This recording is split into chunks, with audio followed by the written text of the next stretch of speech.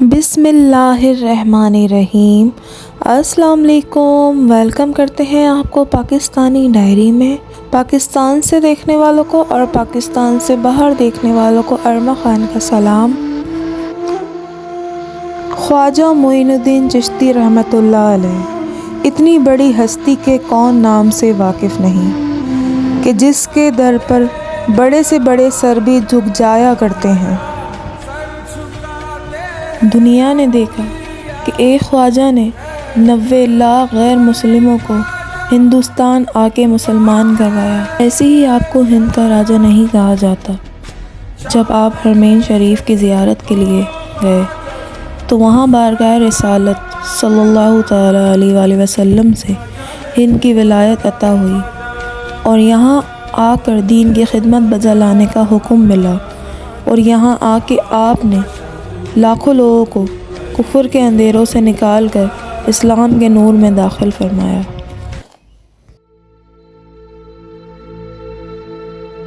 یہ دنیا کی سب سے بڑی شاہی دیگ ہے جو کہ اجمیر شریف درگاہ کے اندر موجود ہے، جس کے اندر 4500 کلو میٹھا چاول یعنی لنگر بنایا جاتا ہے، جس کو ہر مذہب و ملت کے لوگ کھا سکیں، کسی کے آستہ کو ٹھیس نہ پہنچے۔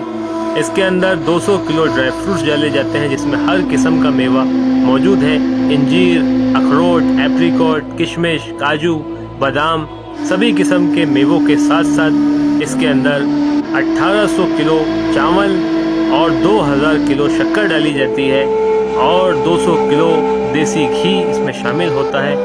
یہ حضور سرکار غریب نواز کی بارگاہ کی شاہی دیگ ہے، اس کو شاہی انداز میں ہی بنایا گیا۔ اس کے اندر ہر ایک پیالی کے اوپر چاندی کا ورق لگایا گیا اور ایک کلو کے 2000 باکسز بھی اس میں پیک کیے گئے، جو کہ عاشقان غریب نواز اجمیر شریف سے اپنے گھر لے جانا چاہتے ہیں، وہ بھی اس لنگر کا کھانا اپنے گھر لے جا سکتے ہیں۔ یہ دیگ کا اہتمام 6 رجب کو 3 بجے بنانے کا پروسیجر شروع ہوتا ہے اور اسے پھر فجر میں صبح صادق کے وقت بانٹا جاتا ہے۔ آج میں بھی 6 رجب کی خوشی میں اپنے گھر میں نیاز کا اہتمام کر رہی ہوں۔ آئی ہوپ کہ آپ کو میری یہ ریسیپی ضرور پسند آئے گی۔ میرے چینل کو سبسکرائب کرنا مت بھولیے گا۔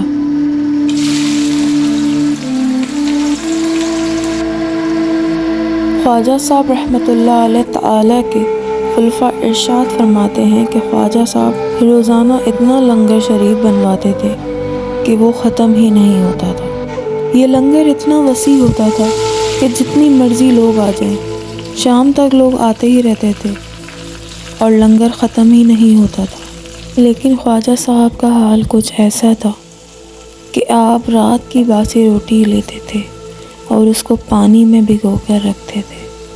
جب وہ کچھ گھنٹے بھیگی رہتی تھی تو آپ اس سے رات کو تناول فرما لیا کرتے تھے۔ آپ فرماتے ہیں کہ خواجہ صاحب سب سے زیادہ جو کم کام کرتے دیکھا ہے وہ کھاتے اور سوتے دیکھا ہے، کیونکہ آپ زیادہ سے زیادہ قرآن پاک کی تلاوت اور زیادہ سے زیادہ اپنے وقت کو عبادتوں میں گزارا کرتے تھے۔ خواجہ غریب نواز کو اس سرزمین میں مدفون ہوئے تقریباً 800 سال گزر چکے ہیں۔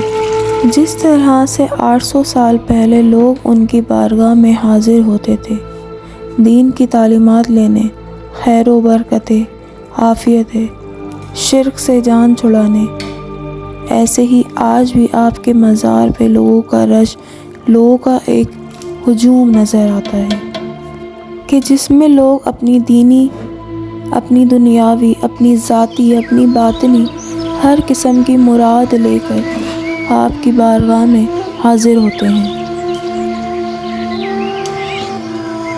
خواجہ غریب نواز رحمۃ اللہ تعالی علیہ کی ذات وہ ذات ہے کہ جنہوں نے 800 سال پہلے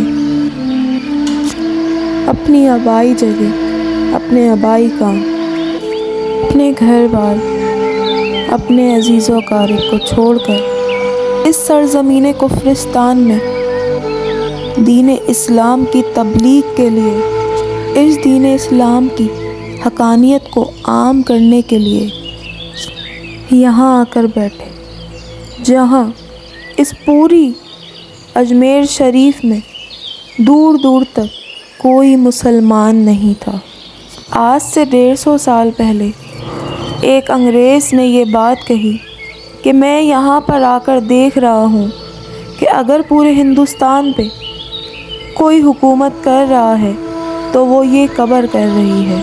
خواجہ علی کی ذات وہ ہے کہ جنہوں نے دلوں کو تبدیل کیا، جنہوں نے دلوں میں بسنے والے خیالات کو تبدیل کیا اور لوگوں کو نہ صرف رسمی طور پر مسلمان کیا بلکہ ان کو عملی طور پر مسلمان کیا، جس کا نتیجہ یہ ہوا کہ جہاں اللہ کا ذکر تک نہیں ہوا کرتا تھا، اللہ کا نام بھی لینے والا کوئی نہیں تھا، پھر وہاں اللہ اکبر کی صدائیں گونجنے لگیں، وہاں اذانوں کی آوازیں گونجنے لگیں، باقاعدہ باجماعت نمازوں کا اہتمام ہونے لگا، قرآن مجید کی تلاوت ہونے لگی۔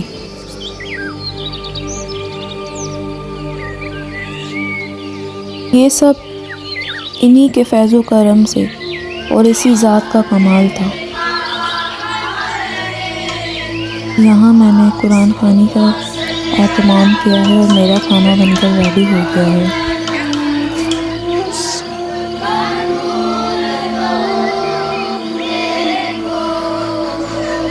میں ہر سال چھٹی شریف کے دن یہ میٹھا دلیا تلبینہ ضرور بناتی ہوں۔ یہ عام دلیے کے مقابلے میں کافی ٹیسٹی ہوتا ہے کیونکہ اس کو دلیے کو میں پوری رات ہم اس کو پانی میں بھگو کر رکھ دیتے ہیں۔